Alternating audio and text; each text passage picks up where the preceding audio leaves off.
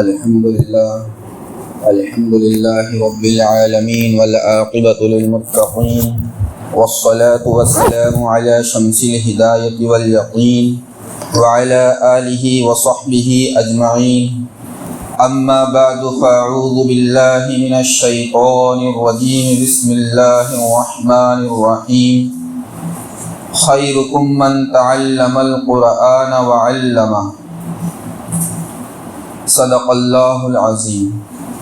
رب اشرح لی صدری ویسر لی امری واحلل عقدۃ من لسانی یفقهوا قولی رب یسر ولا تعسر وتمم بالخیر وبک نستعین یا فتاح رب زدنی علما۔ میرے بھائیوں، محترم بزرگوں اور دوستوں اور عزیز ساتھیوں، دنیا میں ہزاروں قسم کے کام ہیں۔ آپ اگر کسی کو پوچھو کہ بھائی سب سے اچھا کام کیا ہے تو یہ کہیں گا کہ بھائی پرائم منسٹر بن جانا، کسی دیش کا پردھان منتری بن جانا، گرہ منتری بن جانا، یا وزیر داخلہ یا وزیر خارجہ بن جانا۔ اسی طریقے سے ہر کوئی اپنی ذہنیت کے اعتبار سے کہیں گا۔ کوئی کہیں گا کہ بھائی پولیس کی بھرتی میں جوائن ہو جانا، یا کوئی کہیں گا کہ آرمی آفیسر بن جانا۔ ہر کوئی اپنے اعتبار سے کہے گا اور اپنے اعتبار سے جواب دے گا۔ اور کوئی یہ کہے گا کہ بھئی کسی سرکاری ملازمت میں لگ جانا یہ سب سے بہتر کام ہے کہ جس کے ذریعے سکون اور اطمینان کے ساتھ میں انسان کی زندگی گزرتی ہے۔ ہر کوئی اپنی سوچ، اپنے نظریہ اور اپنے زاویے کے اعتبار سے جواب دے گا۔ لیکن اگر ہم یہی بات اللہ کے رسول صلی اللہ علیہ وسلم سے پوچھتے ہیں کہ یا رسول اللہ سب سے بہتر انسان کون ہے، تو اللہ کے رسول صلی اللہ علیہ وسلم نے ارشاد فرمایا خیرکم من تعلم القرآن وعلمہ، کہ تم میں سب سے بہتر انسان وہ ہے جو قرآن کو سیکھے اور سکھائے۔ قرآن کو سیکھنے اور سکھانے والے سب سے بہتر اللہ کے رسول صلی اللہ علیہ وسلم نے ارشاد فرمایا۔ دنیا میں اور کام ہیں اور ان کی اپنی الگ الگ اہمیت ہے۔ آپ دیکھیے، اگر کسی معاشرے اور سماج کے اندر اگر پولیس اسٹیشن کا انعقاد نہ ہو، وہاں پر اگر پولیس کا انتظام نہ ہو، اس حکومت کے اندر پھر چور اچک کے اس کو لوٹ لیتے ہیں۔ اسی طریقے سے اگر کسی ملک کے اندر آرمی کا انتظام نہ ہو، وہاں پر آرمی کا کوئی آفیسر نہ ہو یا اس کا انتظام نہ ہو، تو دوسرے ملک والے اس ملک پر حملہ کر کے اس ملک کو اپنے قبضے میں لے لیتے ہیں۔ اسی طریقے سے اگر کسی ملک کے اندر اسکول اور کالج کا نظام نہ ہو تو وہاں کے لوگ پھر دنیاوی اعتبار سے جنگلی اور نا علم رہ جاتے ہیں۔ اسی طریقے سے اگر کسی ملک کے اندر اور حکومت کے اندر، دیش کے اندر اگر ڈاکٹر اور طبیب کا انتظام نہ ہو، دواخانوں کا اگر وہاں پر نظام نہ ہو، تو وہاں کے لوگ بیماریوں میں مبتلا ہو کر اپنی جان دے دیتے ہیں۔ جتنے بھی دنیا کے اندر شعبے جات ہے، ہر ایک کی اپنی ایک حیثیت ہے اور ایک اپنا مقام ہے، لیکن ان تمام کاموں کا جو واسطہ ہے وہ انسان کے جسم کے ساتھ میں ہے، کہ اگر یہ چیزیں نہیں ہوں گی تو صرف انسان کے جسم کو نقصان پہنچے گا اور اس کی دنیا برباد ہوگی۔ لیکن ان تمام چیزوں کے اندر جو سب سے اہم چیز ہے وہ ہے دین کا کام، کہ اگر کسی شہر کے اندر، کسی ملک کے اندر یا گاؤں کے اندر اگر دین کا نظام نہ ہو، دین کے خدمت گزار نہ ہو، تو وہاں کے لوگ بد دینی میں مبتلا ہو کر، بے دینی میں مبتلا ہو کر، کافر اور مرتد ہو کر اپنی دنیا بھی برباد کر دیتے ہیں اور اپنی آخرت بھی تباہ اور برباد کر دیں گے۔ آپ دیکھیے کہ دنیا کے کونے کونے میں آپ جائیے کہ جہاں پر جہالت عام تھی، لوگ اپنے باپ کو باپ نہیں کہا کرتے تھے، ماں کے حقوق ادا نہیں کیا کرتے تھے، میاں بیوی ایک دوسرے کے ساتھ انصاف اور وقار کے ساتھ میں نہیں رہا کرتے تھے، آپس میں انبن ہوا کرتی تھی۔ لوگ، وہاں کے رہنے والے لوگ شراب کے عادی تھے، جوئے کے شوقین تھے اور نہ جانے مختلف قسموں کی بیماریاں اور گناہ ان کے اندر مبتلا تھے، لیکن ایسے لوگوں تک جب دین کی خدمت پہنچی، یہ دعوت کا کام کرنے والے حضرات اور اللہ کی محنت میں جڑنے والے لوگ، تبلیغ کا کام کرنے والے حضرات جب ان لوگوں تک پہنچے تو کتنے لوگوں کی زندگیاں بدل گئی۔ آئے دن آپ یہ واقعات سنتے ہیں کہ بھئی ایک شخص تھا، اس نے اپنی تمام زندگی فلم میں کام کر کر گزار دی، لیکن کسی داعی، دعوت کا دینے والا اور دین کا خدمت گزار جب اس تک پہنچا اور اللہ اور اس کے رسول کی بات کو اس تک پہنچایا تو اس نے اپنی پرانی زندگی سے توبہ کر کر اسلام کی اور ہدایت والی زندگی اختیار کر لی۔ کتنے علاقے ایسے ہیں کہ جہاں کے لوگ شرابی تھے، لیکن جب وہاں پر دین کے محنت کرنے والوں نے دین کا کام کیے، اللہ تبارک و تعالیٰ نے ان شراب خانوں کو آباد کرنے والوں کی زندگی ایسی بدل دی کہ آج وہ لوگ مسجد کو آباد کر رہے ہیں۔ کتنے علاقے ایسے تھے کہ جہاں کے لوگ جواری تھے، پتوں کے اندر، ورلیوں کے اندر اور اسی طریقے سے سٹے بازی کے اندر اپنی دن اور رات کو کالی کیا کرتے تھے، لیکن جب دین کے خدمت گزار حضرات وہاں پر پہنچے، اللہ اور اس کے رسول کا پیغام انہیں پہنچایا اور دین کی حقانیت ان کے سامنے لگی، تو وہ لوگ جو جوا کے اڈوں پر اپنی دن اور رات کو کالی کیا کرتے تھے، آج وہ لوگ مسجد کے اندر آباد کرنے والے بن گئے۔ یہ اصل دین کے خدمت گزار ہے۔ دین کا کام معاشرے کے لیے ایسا ہی ہے جیسے بدن کے لیے دین کا کام اور دین کا جاننے والے اور دین کو پرکھنے والے اور دین کی دعوت پہنچانے والے ایک انسان کی زندگی کے لیے ایسا ہی ہے جیسا کہ اس کی زندگی کے لیے ایک ڈاکٹر کی اہمیت ہوتی ہے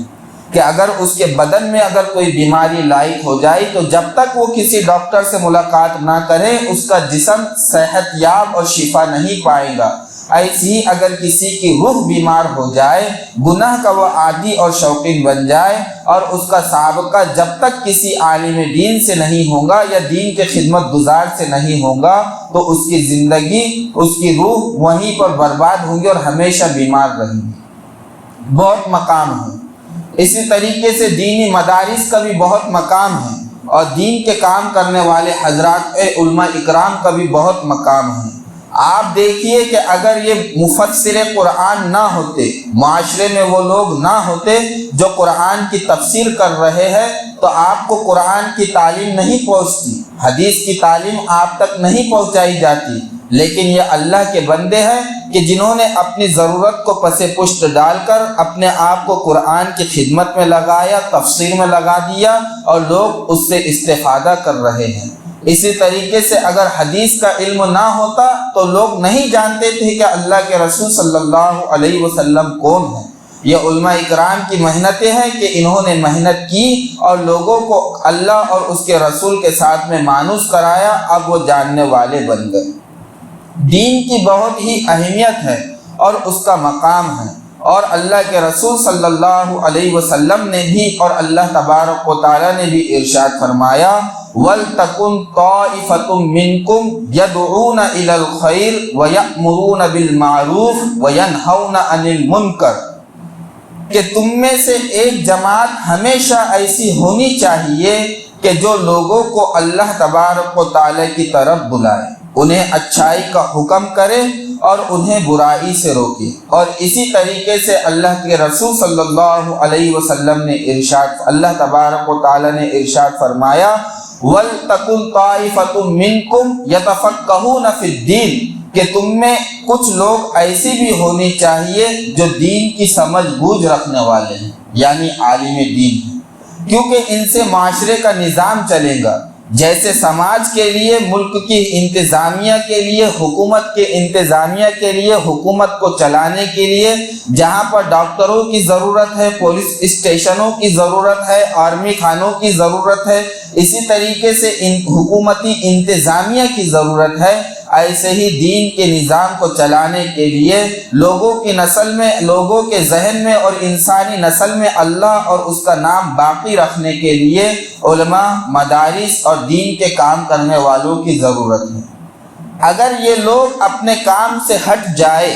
اگر کوئی عالم اپنے علم کو لوگوں تک نہ پہنچائے یا کوئی تبلیغ کا کام کرنے والا داعی اپنی اس محنت کو لوگوں تک لے جانا چھوڑ دے، یا اسی طریقے سے مفسر اگر قرآن کی تفسیر بیان کرنا چھوڑ دے، یا محدث حدیث کی تشریح اور اس کا خلاصہ بیان کرنا چھوڑ دے، یا فقیہ لوگوں کو مسئلے مسائل بتانا چھوڑ دے، یا ایک حافظ لوگوں کو قرآن سنانا چھوڑ دے، اور یا امامت کرنا چھوڑ دے، تو لوگوں کی زندگی میں سے دین اس طریقے سے نکل جائے گا جیسا کہ بہتے دھارے کے اندر کچرا اور کرکٹ نکل جاتا ہے، بالکل نکل جائے گا۔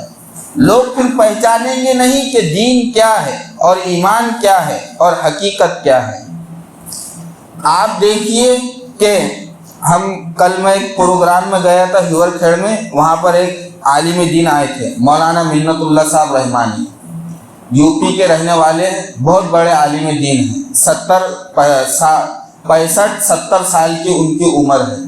انہوں نے اپنے تجربے کے اعتبار سے بنائے، وہ دنیا کے کونے کونوں میں، اپنے ہندوستان کے کونوں کونوں میں مدارس کے لحاظ سے وہ سفر کرتے رہتے ہیں، کبھی اس اسٹیٹ کے اندر، کبھی اس اسٹیٹ میں، کبھی اس ضلع میں، کبھی اس ضلع میں۔ پوری ان کی زندگی مدارس کے تعلق سے کہ بھئی شہر شہر میں مکتب کا نظام قائم ہو جائے، ہر گاؤں اور ہر شہر کے رہنے والے مسلم بچوں کی زندگی میں قرآن کی تعلیم آ جائے، اس فکر کو لیتے ہوئے وہ جب سے فارغ ہوئے اس وقت سے لے کر اب تک وہ اسی محنت کے اندر لگے ہوئے ہیں۔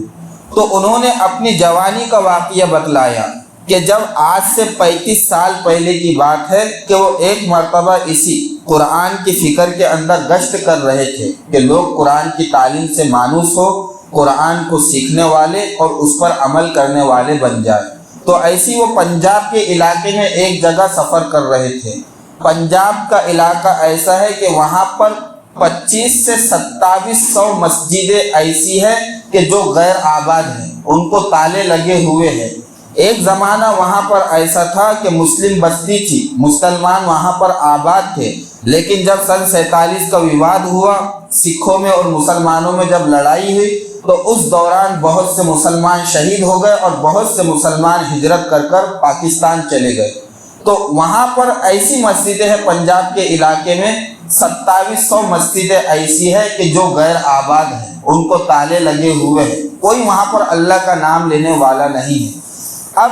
کچھ تو مسلمان پنجاب کے علاقے میں شہید ہو گئے اور جو کچھ مسلمان باقی تھے وہ ہجرت کر کر پاکستان چلے گئے، اور کچھ ایسے تھے کہ جنہوں نے اپنی جان بچا کر جنگلوں کی راہ اختیار کر لی اور یہ سوچا کہ جب حالات سازگار ہو جائیں گے ہم وہاں پر اپنے مقام اور گھر پر چلے جائیں گے۔ تو کچھ لوگ ایسے تھے،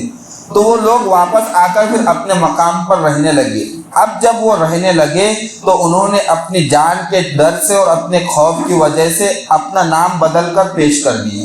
یعنی اگر کسی کا نام مسلمانوں والا جیسا نام تھا تو اس نے اپنے نام کو بدل کر سکھوں کے نام پر رکھ کے لوگوں کو بتلایا کہ میری پہچان یہ ہے، میری پہچان یہ ہے۔ تو آج سے 35 سال پہلے کا واقعہ وہ بتا رہے تھے حضرت کہ جب وہ پنجاب کے ایک علاقے میں سفر کر رہے تھے اور ایک بستی سے گزر ہوا تو وہاں پر وہ اپنی شان بان کے ساتھ میں سفید کپڑوں میں اور لباس اور صافے کے ساتھ میں پنجاب کی گلیوں میں جب وہ سیر کر رہے تھے تو وہاں پر ان کو ایک خاتون نے دیکھا، بوڑھی خاتون تھی، بوڑھی عورت تھی، اس نے دیکھا تو ایک دم ایسا للچائی ہوئی اور تعجب کی نگاہ سے دیکھا۔ جب انہوں نے ان کو، حالانکہ انہوں نے دیکھے کہ یہ خاتون مجھے ہی دیکھ رہی ہے، اس کے بعد میں پھر اگلی سفر میں جب وہ آئے تو ان سے پوچھا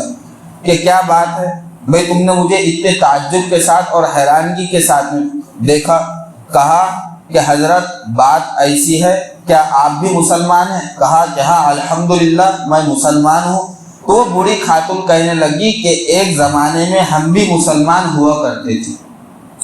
کیا کہی کہ ایک زمانے میں ہم بھی مسلمان ہوا کرتے تھے۔ ہمارے گھر کی حالت یہ تھی کہ میرے والد ایک زمانے میں شیخ الحدیث تھے، مدرسے کے اندر علم حدیث کو پڑھایا کرتے تھے، مفسر قرآن تھے، لوگوں کو تفسیر دیا کرتے تھے، لیکن آج ہماری حالت یہ ہو گئی ہے کہ جب وواد ہوا تو وواد کے بعد میں ہم یہاں پر چھپ کر رہنے لگ گئے ہیں اور ہم نے اپنا نام چھپا کر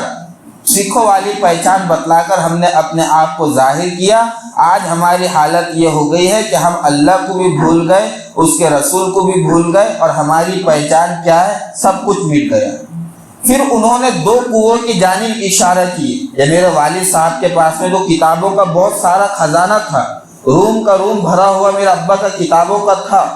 لیکن اب اگر تمہیں وہ کتابیں دیکھنا ہو تو تم ایک کام کرو، جو فلاں گاؤں میں وہاں پر دو کنویں ہیں، وہ کتابوں کو، وہ سوکھے کنویں ہیں، اس کے اندر آپ دیکھو میرا ابو کے ہاتھ کی لکھی ہوئی کتابیں ہیں، دیکھیں کہ کتابیں اس کے اندر پڑی ہوئی ہیں۔ تو یہ ہے کہ اگر معاشرے کے اندر علماء اکرام نہیں ہوں گے، دین کی خدمت کرنے والے نہیں ہوں گے، لوگوں تک اللہ اور اس کے رسول تک کے نام پہنچانے والے نہیں ہوں گے، تو لوگوں کی حالت یہ ہو جائیں گی کہ پھر وہ یہ کہا کریں گے کہ ہم بھی کسی زمانے میں مسلمان تھے، یہ کہیں گے۔ اسی طریقے سے وہاں کا واقعہ ہے، اسپین جسے آج ہم کہتے ہیں، اس زمانے میں اس کا نام اندلس تھا اور علم کا مرکز جانا مانا تھا، کہ جس طریقے سے آج علم کا مرکز تو ابھی طے نہیں کر سکتے، جیسے آج ہمارے ہندوستان کے اندر ہر شہر میں، ہر اسٹیٹ کے اندر لاکھوں علماء اکرام اور حفاظ اکرام آپ کو مل جائیں گے، ایسے اس زمانے کے اندر اندلس کے اندر لاکھوں علماء اکرام اور حفاظ اکرام رہا کرتے تھے، علم کا مرکز تھا۔ مسلمانوں کی 600 سال سے بھی زیادہ وہاں پر حکومت تھی، اور آپ اگر وہاں پر جائیں گے تو آپ نے دیکھنا کہ تاریخی مسجدیں، 600 سال پرانی مسجد، ہزار سال پرانی مسجد آج اسپین کے اندر بنی ہوئی ہے، لیکن وہاں کی حالت یہ ہے کہ ان مسجدوں کے اندر اللہ کا نام لینے کے بجائے وہ مسجدیں آج چرچ کے اندر اور گرجا گھر کے اندر تبدیل ہو گئی ہے۔ وہاں پر آج خنزیر کو بانا جا رہا ہے، ایسی حالت ان مسجدوں کی ہے۔ جب علماء کی وہاں پر کمی ہوئی تو یہ حالت ہو گئی کہ اب وہاں پر اللہ کا نام لینا بھی گناہ ہو گیا، کوئی مسلمان اب اللہ کا نام لینا اور نماز پڑھنا وہاں پر جرم ثابت ہو گیا۔ تو یہ ہے کہ اگر زمانے سے اگر دین کی خدمت اگر نکل جائیں گی،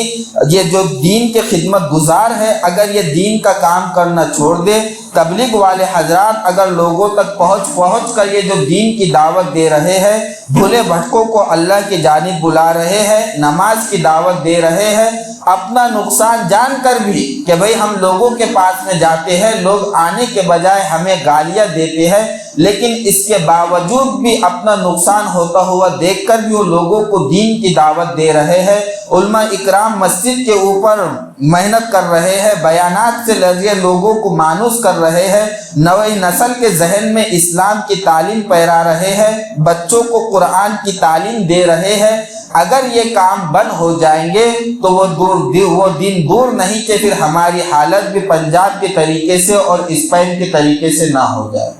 یہ دین کا کام چل رہا ہے تو ہمارا نظام عالم شروع ہے، اگر دین کا کام رک جائے گا تو پھر دنیا تباہ و برباد ہو جائے گی۔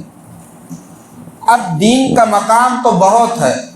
ان کاموں کے اندر سب سے بہتر جو کام ہے دین کا کام، جیسے دعوت و تبلیغ دین کا کام، مدارس کا پڑھانا دین کا کام، خطیب کا خود بیان دینا یہ دین کا کام ہے، مفسر کا قرآن کی تفسیر کو سمجھانا اور اس کے مسائل کو کھول کر پیش کرنا یہ دین کا کام ہے، محدث کا حدیث کی شرح کو بتلانا اور اس کے مطلب بیان کرنا یہ دین کا کام ہے، یہ تمام تر دین کے کام ہیں۔ ان تمام کاموں میں اگر دیکھا جائے، پوری دنیا کے کاموں میں دیکھا جائے اور پوچھا جائے کہ بھئی سب سے بہتر کام کون سا ہے، تو اللہ کے رسول صلی اللہ علیہ وسلم نے ارشاد فرمایا خیرکم من تعلم القرآن وعلمہ، سب سے بہتر قرآن کا پڑھنا اور پڑھانا ہے، اور سب سے بہتر قرآن کو پڑھنے اور پڑھانے والے ہیں۔ انہی مسائل کے اندر ایک جو سب سے اہم عہدہ ہے وہ ہے مسئلہ امامت کا مسئلہ ہے کہ اللہ کے رسول صلی اللہ علیہ وسلم نے ارشاد فرمایا امام لوگوں کے درمیان اور اللہ کے درمیان ایک سفارت اور ایلچی کا کام کرتا ہے۔ جیسے آپ کو اگر کسی عدالت کے اندر مقدمہ دائر کرنا ہو تو وہاں پر آپ کو اپنا کیس لڑنے کے لیے آپ کو ایک وکیل کی ضرورت پڑتی ہے، ایسے ہی جب انسان مسجد میں آتا ہے، اللہ کی عبادت کے لیے جمع ہوتا ہے، تو اسے اپنی نماز کو جماعت کے ساتھ میں اللہ تبارک و تعالیٰ تک پہنچانے کے لیے ایک امام کی ضرورت ہوتی ہے۔ امام کا کام بندوں کی عبادت کو اللہ تبارک و تعالیٰ تک کے پہنچانے کا یہ امام کا کام ہے، بڑا اونچا مقام ہے۔ اللہ کے رسول صلی اللہ علیہ وسلم نے اس عہدے والوں کو اور اس پر کام کرنے والوں کو دعائیں بھی دی ہے اور ان کے حقوق کی رعایت کرنے کی پابندی بھی دی ہے۔ اب یہی امام کی ذمہ داری ہے کہ امام جہاں پر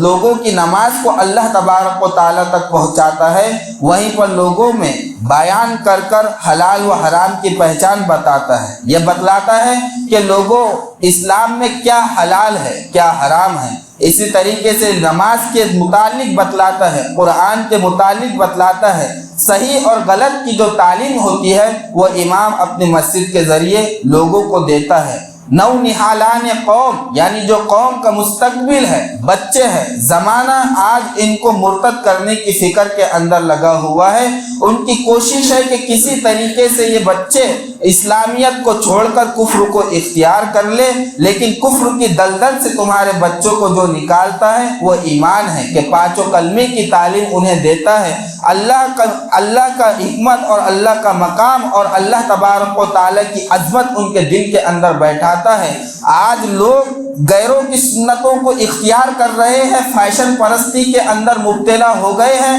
اور فیشن کے اندر جو جتنا اعلیٰ قسم کی فیشن کو اختیار کر رہا ہے اسے اتنا باعزت اور مہذب سمجھا جاتا ہے، لیکن فیشن پرستی سے نکال کر تمہارے بچوں کو سنت کی تعلیم دینے والا ایک امام ہے۔ اگر تمہارے گھر میں کسی کا انتقال ہو جائے تو وہاں پر جنازے کی نماز اور تمہارے باپ کو دفن کرنے والا اور اس کو کفن پہنانے والا امام ہے۔ اسی طریقے سے اگر کوئی پریشانی تمہارے کو جسمانی اعتبار سے لاحق ہو جائے، بیماری کے اندر کوئی تم روحانی بیماری کے اندر مبتلا ہو جاؤ، تو اس روحانی بیماری کا علاج کرنے والا تمہاری مسجد کا امام ہوتا ہے۔ غرض یہ کہ تمہاری جہاں پر دنیاوی ضرورت پوری ہوتی ہے اور تم اپنی دنیا کی ضرورت کو پوری کرنے کے لیے دنیا داروں کے محتاج ہو، ایسی ہی تمہاری آخرت کی ضرورت کے لیے، ہمیشہ رہنے والی زندگی آخرت، اس کی ضرورت کے لیے، تمہاری ایمان کی بقا کے لیے، تمہارے اسلام کے تحفظ کے لیے، تمہاری یاد اللہ تبارک و تعالیٰ کے ساتھ میں وابستہ ہو،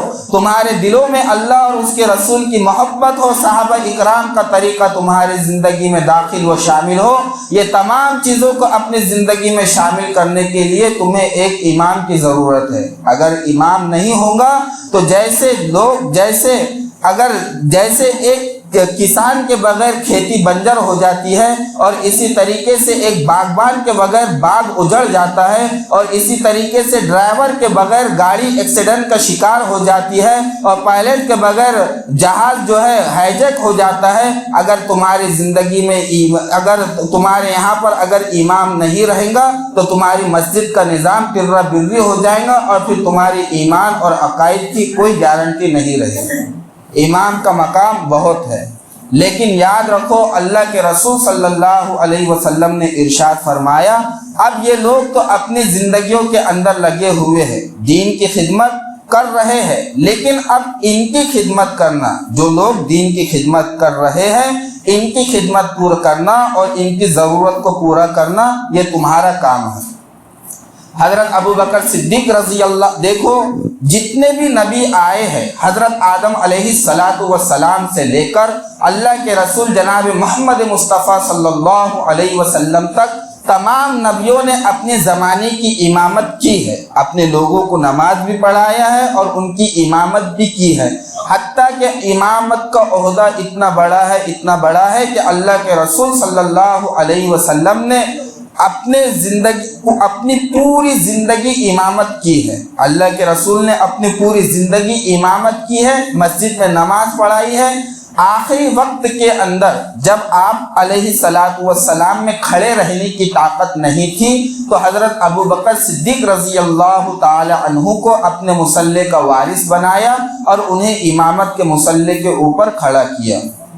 تو یہ بہت ہی اونچا عہدہ ہے اللہ۔ اور دیکھیے جو امیر المؤمنین ہوا کرتے تھے، مسلمانوں کے خلیفہ اور بادشاہ ہوا کرتے تھے، وہ خلیفہ اور بادشاہ جہاں پر لوگوں کی دنیا کی فکر کرتے ہیں، مالی اعتبار سے ان کی فکر کرتے ہیں، وہ دین کی فکر کرتے ہوئے ان کی امامت کیا کرتے تھے۔ جتنے بھی خلیفہ گزرے ہیں، تمام خلیفہ وہ نہیں جو تمہارے بچوں کی ختنہ کرے، بلکہ خلیفہ وہ جو مسلمانوں کی زندگی کو سنوارے اور ان کی قائدانہ ایک رہنمائی کرے، وہ خلیفہ۔ تو جتنے بھی خلیفہ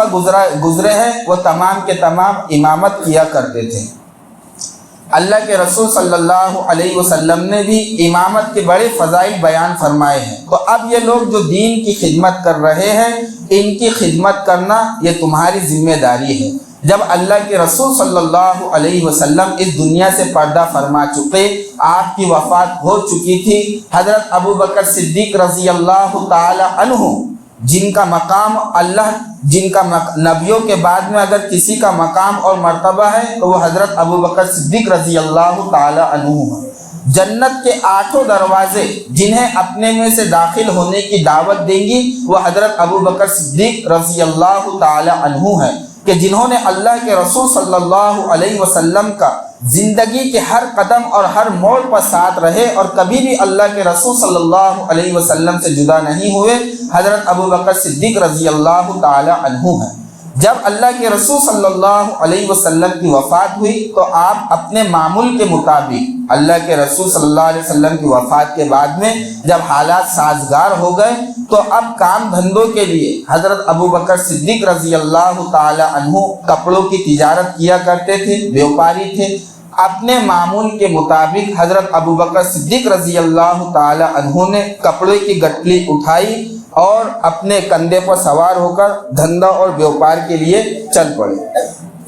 حضرت عمر رضی اللہ تعالی عنہ نے حضرت ابو بکر صدیق رضی اللہ تعالی عنہ کو روکا کہ امیر المؤمنین خلیفۃ المسلمین آپ یہ کیا کر رہے ہیں کہ آپ کے اوپر مسلمانوں کی امامت ہے، ان کی خلافت ہے اور آپ اس کا کام چھوڑ کر اپنا بیوپار کے اندر لگ گئے۔ حضرت ابو بکر صدیق رضی اللہ تعالی عنہ نے کہا کہ اگر بھئی میں یہ کام میں لگ جاؤں تو پھر میرے پیچھے میرے بیوی کے اخراجات ہیں، میرے بچوں کا خرچہ ہے، ان کی بھی ذمہ داریاں میرے اوپر ہے۔ اس وقت سے حضرت عمر رضی اللہ تعالی عنہ اور حضرت ابو بکر صدیق رضی اللہ تعالی عنہ نے پھر یہ طے کیا کہ امام کی جو تنخواہ ہوا کرے گی وہ بیت المال سے دی جائے گی، یعنی مسلمانوں کا جو خزانہ ہوا کرتا ہے اس خزانے سے امام کی تنخواہ دی جائے گی۔ اب تنخواہ کتنی دی جائیں گی؟ جتنی ضرورت، جتنی تنخواہ کے اندر اور جتنی مقدار کے اندر اس کی ضرورت پوری ہو جائے اتنی تنخواہ اسے دی جائیں گی۔ یہ امامت کی تنخواہ کا مسئلہ ہے۔ لیکن آج ہمارے زمانے کے اندر جو سب سے اونچی چیز ہے، جو سب سے عزت والا عہدہ ہے اور جو سب سے قابل احترام والا، عظمت والا عہدہ ہے، اس منصب پر جو فائز ہے امام، آج ہمارے معاشرے کے اندر اس کی حیثیت ایک بھنگی کے برابر بھی نہیں ہے۔ آپ نالی نکالنے والے کو پوچھئے کہ بھائی تو جو نالی نکالتا ہے ہفتے میں، مہینے میں، تجھے اس کی تنخواہ کتنی ہے؟ تو ڈائریکٹ کہیں گا کہ بھائی مجھے 20,000 روپے ملتے، منہ اٹھا کر کہیں گا کہ مجھے 20,000 اور 15,000 روپے ملتے۔ وہیں پر آپ تلارا چھوڑیے، اکولا چھوڑیے، بلکہ ہمارے ملک کی راجدھانی دلی چلے جائیے یا کسی اور بڑی سی بڑی مسجد کے اندر آپ چلے جائیے اور وہاں کے امام کو پوچھئے کہ آپ کی تنخواہ کتنی ہے تو یہی کہیں وہی مناسب 10,000، 8,000 اور 15,000۔ مسجد تو عالی شان سے عالی شان ہے، لیکن ان کے اندر امام کی تنخواہ کا نظام یہ ہے کہ مناسب، جس کے اندر اس کا گزارا نہیں ہوتا، جبکہ شرعی اصول یہ ہے کہ امام کو اتنی تنخواہ دی جائے جتنی تنخواہ کے اندر اس کا گزارا ہو جائے اور وہ یکسو ہو کر، یعنی صرف اپنی امامت کے اندر دھیان دے، باقی اس کو دنیا کاروبار کے اندر کچھ نہ لگے، اتنی تنخواہ اسے مل جانی چاہیے۔ یہ شریعت کا ضابطہ اور اصول ہے۔ اور مسئلہ بھی یہی ہے کہ دارالافتاء میں ایک فتویٰ سوال کیا گیا تھا کہ بھئی ہمارے یہاں پر امام ہے، ہم ان کو تنخواہ کتنی دیں؟ تو दारुल इफ्ता से फतवा यही आया कि भाई उनको तनख्वाह इतनी देनी चाहिए जितनी तनख्वाह के अंदर उनका गुजारा हो जाए और वो यकसू होकर अल्लाह तबारक व तआला की इबादत करे। लेकिन आप देखिए यहाँ की बात क्या, पूरे दुनिया की बात, पूरे अपने मुल्क की बात ले लीजिए। इमाम की तनख्वाह की हालत अगर कोई पूछे तो खुद उन्हें बताते हुए शर्म आती है कि भाई मैं 6,000 के अंदर इमामत कर रहा हूँ, जबकि 24 घंटों की सर्विस दे। अगर रात में अगर 12 बजे भी अगर किसी का इंतकाल हो जाए या किसी के सर के अंदर दर्द हो जाए तो बेचारा ये अपनी आखिरत की फिक्र करते हुए कि भाई हमें आखिरत में इसका जवाब देना होगा, वो उसको धागा देने के लिए या उसकी रूहानी तकलीफ को दूर करने के लिए अपने कामकाज छोड़कर उसके फिक्र के अंदर लग जाता है। अगर कहीं सफर के अंदर रहे, अगर कहीं से फोन आ जाए कि भाई फला मस्जिद के अंदर फला काम है, तो वो अपने हाथों का काम छोड़कर ये यहाँ पर आ जाता है। और इतनी मेहनत के बावजूद भी आज हमारे शहर की बात नहीं बल्कि पूरे मुल्क की बात ले लीजिए कि इमामों को तनख्वाह कितनी, वही मुनासिब 4,000 या 5,000। याद रखो अल्लाह के रसूल सल्लल्लाहु अलैहि वसल्लम ने इरशाद फरमाया, हदीस के अल्फाज है, मेरे अल्फाज नहीं हैं। अल्लाह के रसूल सल्लल्लाहु अलैहि वसल्लम ने इरशाद फरमाया, तीन लोगों की इबादत उनके सर के ऊपर से नहीं एक बालिश्त भी नहीं गुजरती, चाहे वो लोग हज के ऊपर हज कर ले, नमाज के ऊपर नमाजें पढ़ ले, ज़कात के ऊपर ज़कातें अदा करते रहे, चाहे पूरे साल भर के रोजे रख लिए, लेकिन वो 3 किस्म के लोग ऐसे हैं कि उनकी इबादत उनके सरों के ऊपर से एक बालिश्त भी नहीं गुजरती। एक कौन? एक वो औरत जिसका शौहर उससे नाराज हो, एक वो औरत जिसका शौहर उनसे नाराज हो। वो औरतें कान खोल कर सुन ले जो अपने शौहरों को अपनी उंगलियों के इशारे पर नचाते हैं और ये कहते हैं कि भाई मेरा शौहर मेरा गुलाम है। वो याद रख ले कि कितनी भी इबादतें कर लेंगी तो उनकी इबादत उनके सर के ऊपर सिर्फ एक बालिश्त भी नहीं जाएगी। एक तो ये कि वो औरत जिससे उसका शौहर नाराज हो, और दूसरे वो लोग जिनसे उनका इमाम नाराज हो। इमाम नाराज कैसे होगा? ये तनख्वाह के एतबार से होगा या तकलीफ के एतबार से होगा? मैं अपने पर से बात नहीं बता रहा, लेकिन ये मसला हदीस की बात है कि वो लोग जिनसे उनका इमाम नाराज है उनकी इबादत भी उनके सर के ऊपर से एक बालिश भी नहीं जाती। हदीस है, अगर तुम पूछेंगे तो हदीस का मैं तुमको हवाला दे दूंगा पूरी सही सनद के साथ में। ये हदीस है कि वो लोग जिनका इमाम उनसे नाराज है उनकी इबादत भी उनके सरों के ऊपर से नहीं जाती। और तीसरा एक भगोड़ा गुलाम है कि जो अपने आका के पास से भाग कर आ गए। तो ये है इमामत का मकाम बहुत ऊंचा और मर्तबा है, बाला है। और अल्लाह के रसूल सल्लल्लाहु अलैहि वसल्लम ने सबसे बेहतर जिम्मेदारी जो फरमाई है वो इसी को इरशाद फरमाया है कि तुम्हारी इबादत को अल्लाह तबारक व तआला के पास में जो पहुंच जाता है वो एक इमाम है। कि अगर भाई तुम्हें कई जगह सफर में जाना है तो तुम गाड़ी पर सवार होकर जाते हो, पैदल अगर तुम्हारे नहीं जाया जाता, ऐसी तुम्हारी इबादत को अल्लाह ताला की बारगाह में पहुंचाने वाला एक इमाम है। तो उसकी जो तनख्वाह होनी चाहिए एक मुनासिब अंदाज में होनी चाहिए। तो खैर ये बात थी। मैंने अब यहाँ पर मैं अपने बारे में आता हूँ। मैं यहाँ पर अल्हम्दुलिल्लाह पिछले 4 साल से इमामत कर रहा हूँ। मुझे लोगों से कोई शिकायत नहीं थी और अभी भी कोई शिकायत और परेशानी नहीं है। अल्हम्दुलिल्लाह मैं तमाम लोगों से राज़ी हूँ और तमाम लोग मुझसे राज़ी हैं। अगर मुझसे नाराज़ होगा तो वो अपनी नाराज़गी का इजहार मुझसे कर सकता है। इंशाअल्लाह मैं उसकी नाराज़गी को दूर कर दूँगा। 4 सालों से इमामत कर रहा था, कोई मुझे परेशानी नहीं थी। अभी फ़िलहाल जो मुझे तनख्वाह दी जाती थी वो 6,000 थी। अब रमज़ान के बाद से 1,000 बढ़ाकर 7,000 रुपये मुझे कर दी गई है तनख्वाह। लेकिन इन तनख्वाह के अंदर मैं अभी तक राज़ी हूँ और इंशाअल्लाह अभी भी मैं राज़ी हूँ, कोई मुझे नाराज़गी नहीं है। लेकिन अब आगे चल मेरे ऊपर सिर्फ अपनी ज़ात की जिम्मेदारी थी कि बस अपना गुजारा करना और उसके ऊपर मेरा गुजारा हो जाता था, इसलिए भाई मैंने कुछ नहीं कहा।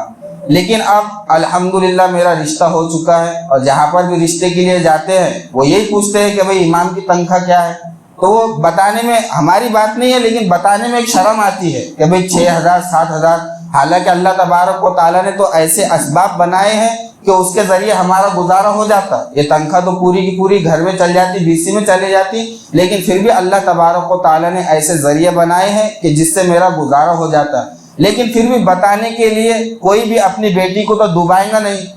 حالانکہ لوگ سب کہتے کہ بھائی اللہ تعالیٰ نے ان کی اماموں کی عالم حافظوں کی کمائی میں برکت رکھی ہے اور بہت ان کے بابرکت رقم ہوتی ہے، لیکن جب بات آتی ہے قربانی دینے کی تو کوئی بھی اسماعیل نہیں بنتا، اور جب بات آتی ہے قربانی دینے کی تو کوئی بھی آگے نہیں بڑھتا. کوئی اپنی بیٹی ڈبائے گا نہیں، وہ تو یہی کہیں گا کہ بھائی 7,000 اور 4,000 روپے میں کیا گزارا ہوں. تم خود دل پر ہاتھ رکھ کر پوچھو کہ اگر تمہارے گھر کو اگر کسی 6,000 روپے یا 7,000 روپے مہینے کے کمانے والے کا رشتہ آ گیا، بھلے ہی تم گھر کو ایک وقت کھانا کھا رہے ہو اور ایک وقت فاقہ کر رہے ہو، تمہارے گھر کی حالت اتنی غریب ہے کہ اگر تم ایک وقت کھانا کھاؤ ایک وقت فاقہ کرو، اس کے باوجود بھی اگر تمہارے گھر کو اگر کسی 6,000 یا 7,000 روپے کمانے والے کا رشتہ آ گیا تو تم دل پر ہاتھ رکھ کر بولو دیں گے. ہرگز نہیں دیں گے. ایسی کوئی اپنی بیٹی نہیں ڈبائے گا. وہ تو یہی کہیں گا کہ بھائی میں کیوں دوں. ایسے ہی امام جو ہوتا ہے وہ انسان ہوتا ہے، فرشتہ نہیں ہوتا. اس کی بھی اپنی ضرورت ہے. کھانا پینا جیسے تمہارے ساتھ میں لگا ہوا ہے، ایسے ایک امام کے اوپر بھی لگا ہوا ہے. جیسے بیوی بچوں کے ناز نخرے اور ان کا خرچہ تمہارے پیچھے لگا ہوا ہے، ایسے ہی امام کے اوپر بھی لگا ہوا ہے. بیماریاں سیماریاں اور اچھی تعلیم جیسے تم اپنے بچوں کے لیے چاہتے ہو، ایسے ایک امام کے لیے بھی چاہتے ہیں. تو دل پر ہاتھ رکھ کر بولو کہ تمہیں اپنے اعتبار سے تم کیا چاہتے ہو کہ بھئی میری مہینے کی کمائی کتنی ہو. بس ایمانداری سے یہ کہہ دو کہ بھئی میری مہینے کی کمائی کتنی ہو. اپنے دل پر ہاتھ، یعنی خود میں اپنی زندگی میں جھانکو کہ بھئی میں انسان ہوں، میرے پیچھے بال بچے ہیں، میری اپنی کمائی کتنی ہونی چاہیے جس سے میرے بچے بھی خوش ہو اور میری بیوی راضی ہو اور میری تمام ضرورتیں پوری ہوں. اپنے دل پر ہاتھ رکھ کر بولو کہ ہماری رقم کتنی ہونی چاہیے. اس اعتبار سے تم اپنے امام کو تنخواہ دو. دیکھو اگر ہم کمانے کے لیے بیٹھے تو الحمدللہ اللہ تعالیٰ نے طاقت و قوت سے نوازا ہے. اگر ہم مزدوری پر آ جائے تو تم سے اچھی مزدوری کر سکتے ہیں. ہنر مندی پر آ جائے تو تم سے اچھا ہنر کر سکتے ہیں. اگر ہم کسی کاروبار کے اندر لگ جائے تو تم سے اچھا دھندا بیوپار کر سکتے ہیں. لیکن یہ تمام چیزوں کو چھوڑ کر اللہ تبارک و تعالیٰ نے ایک دین کی خدمت کے اوپر ہمیں لگایا ہے. اب ہماری ذمہ داری ہے کہ ہم یکسوئی کے ساتھ میں دین کی خدمت کریں. لیکن ہم دین کی خدمت کریں گے تو اب تمہاری ذمہ داری یہ ہے کہ ہم تمہارے لیے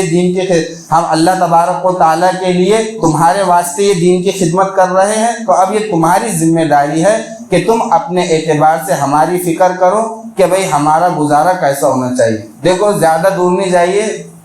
اپنے گاؤں کی ایک امام صاحب کی بات لے لیجئے. حافظ قمر ہے.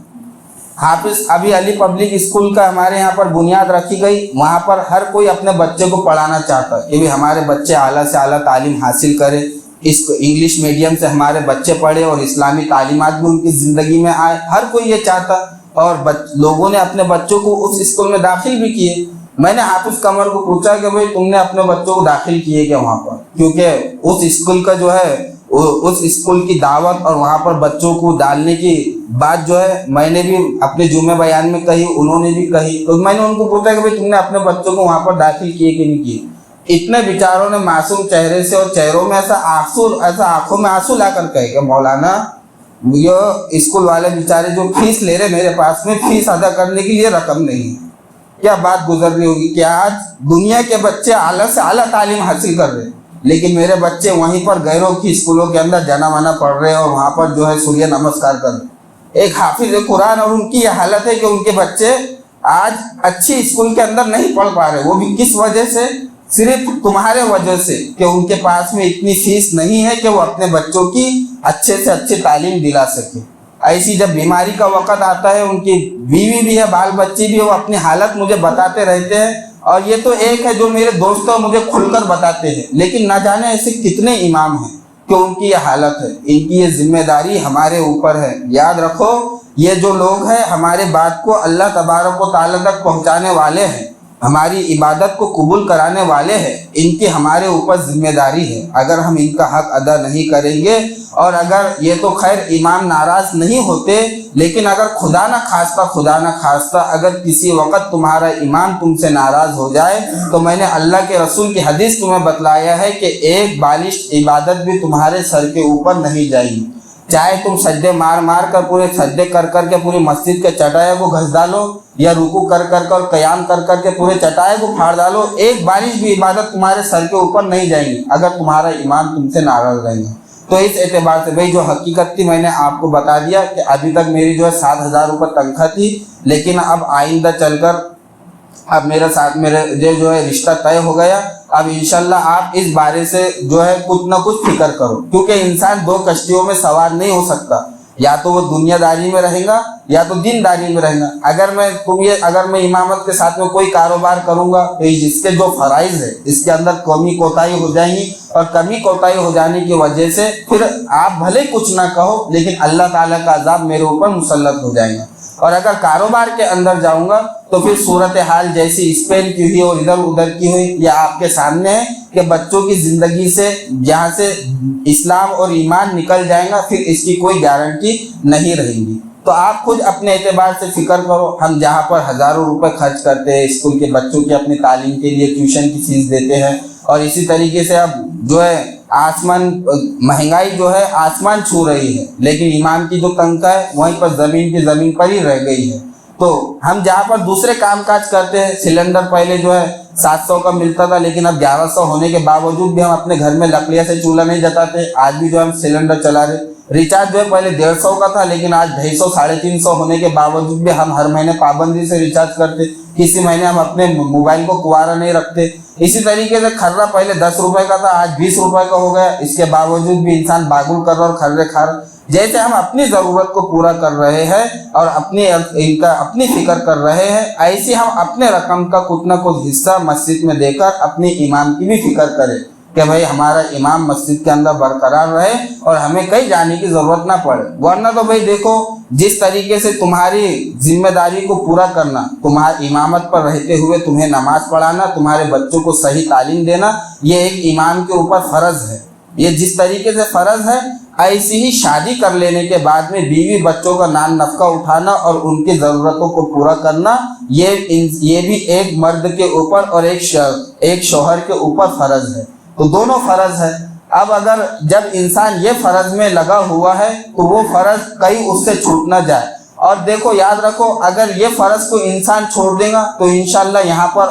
کوئی نہ کوئی مل ہی جائے گا، لیکن وہ جو بیوی بچوں والا فرض ہے، اپنی بیوی بچوں کو ضرورت کو پورا کرنا، وہاں پر تو کوئی دوسرا دولہا آ کر اپنی بیوی کی ضرورت کو پورا نہیں کرے گا، شوہر ہی کو اپنی بیوی کی اور اپنے بچوں کی ضرورت پوری کرے گا۔ تو انسان اپنی ضرورت پورا کرنے، اپنی بیوی کی ضرورت پورا کرنے کے لیے اور اپنے بچوں کی ضرورت پوری کرنے کے لیے پھر اس بات کو ترجیح دے گا کہ وہ اب کوئی کاروبار اختیار کرے۔ حالانکہ کاروبار بھی انسان کر سکتا ہے، کام دھندے بھی کر سکتا ہے، اور کوئی نہ جانے کون سا بھی کام انسان کر سکتا ہے، لیکن امامت کے فرائض ابھی انجام دے رہا ہے تو کئی دوسرے کام کے اندر نہ لگ جائے۔ تو اس اعتبار سے پھر آپ کی یہ ذمہ داری ہے کہ بھئی آپ اپنی ایمان کی فکر کریں کہ ہم اپنے امام کو کہیں جانے نہ دیں اور دوسرا کاروبار اور کام دھندے نہ کریں۔ اس اعتبار سے اب یہ تمہاری ذمہ داری ہے اور تم ہی خود طے کرو گے کہ انسان کو کتنی تنخواہ ہونی چاہیے، اس اعتبار سے فکر کریں۔ اللہ تبارک تعالیٰ مجھے بھی اور آپ کو بھی عمل کرنے کی توفیق عطا فرمائے۔ وآخر دعوانا الحمدللہ۔